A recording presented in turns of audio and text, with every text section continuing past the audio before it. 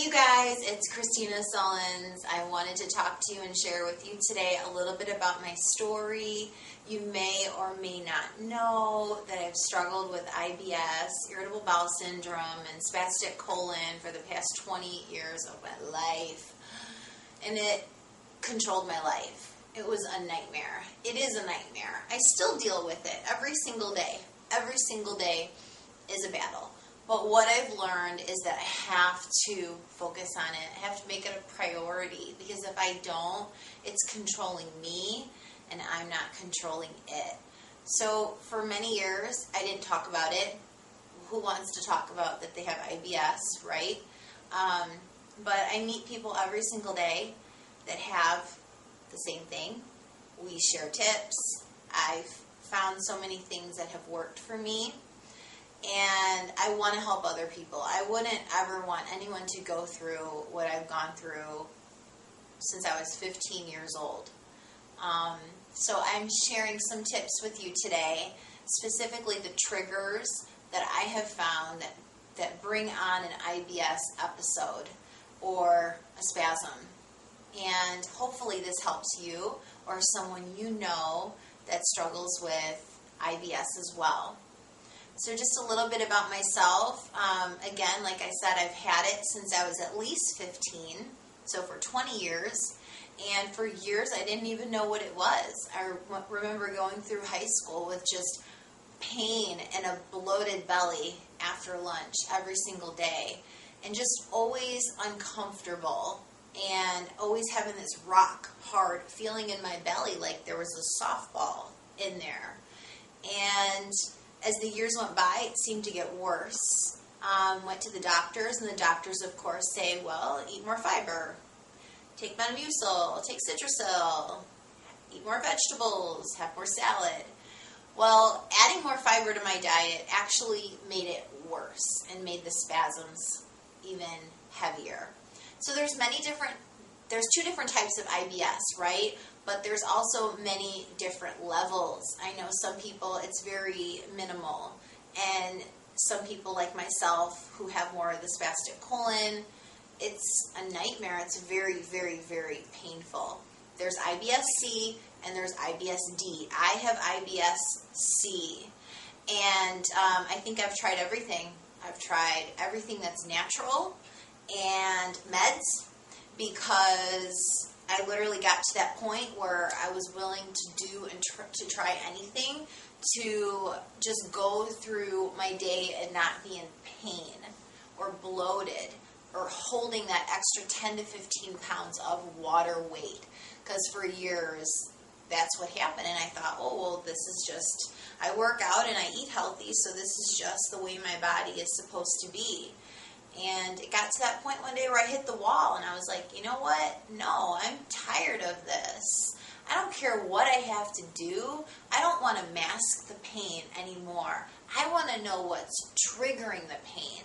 And I'm going to do the research and I'm going to experiment, find what's out there, and get this under control. You've got one life to live, and this has taken up 20 years of my life so far. So I did. And I'm going to share with you today just some of the top triggers that I found, and hopefully this helps you or someone that you know. So number one trigger is a lot of the foods that you're eating.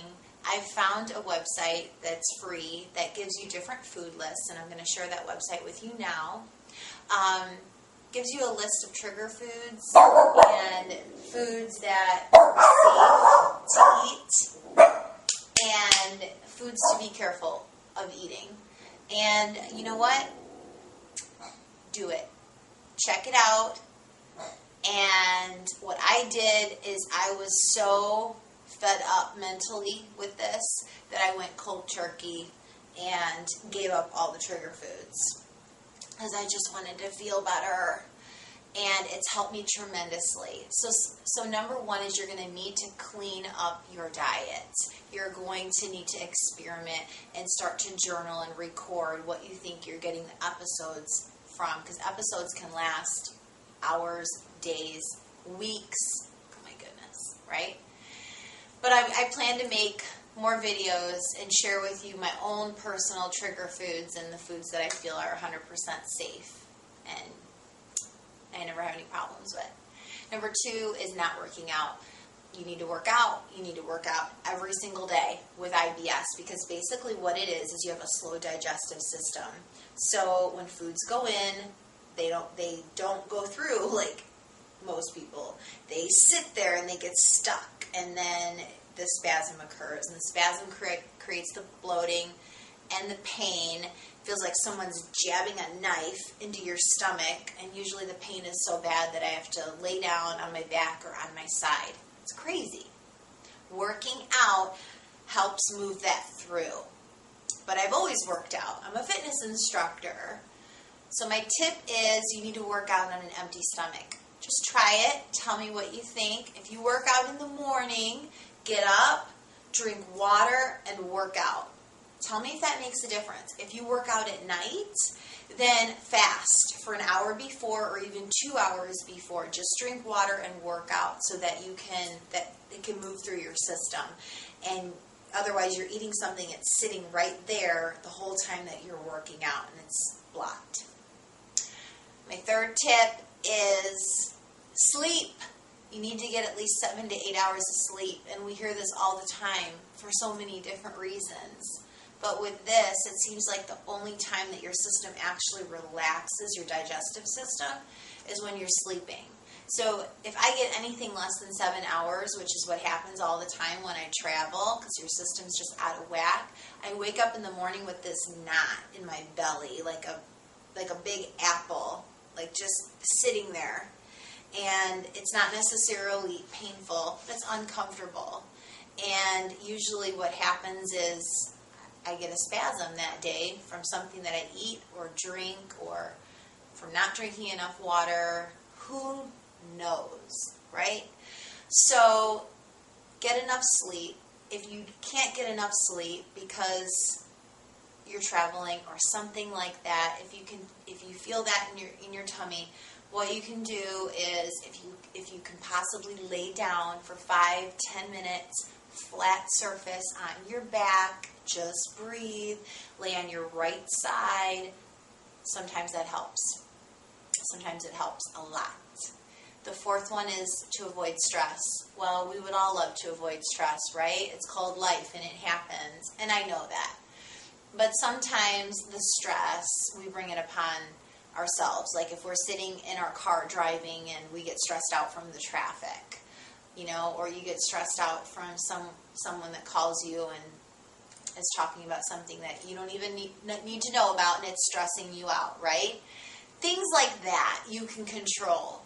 And it is just taking a moment and taking a deep breath in your nose, out your mouth, engaging your abdominals as you exhale, relaxing your digestive system and thinking, do I really need to be going through this right now? Is this really important, right? Because I know life happens and sometimes you're going to get stressed out. But when it's little things like that you can control, that can bring on a spasm that can last hours or days, and it's just not worth it. I know. Taking those deep breaths, taking that moment, and making that decision to not get stressed out, to hang up the phone, whatever it is, do it. Your body will thank you. So those are some of my top tips for triggers for IBS and spastic colon. I'd love to hear from you. Please post underneath the video any questions you have, what you would love more information on. I'd love to connect with you. Pass this on to someone else that you know that suffers from the same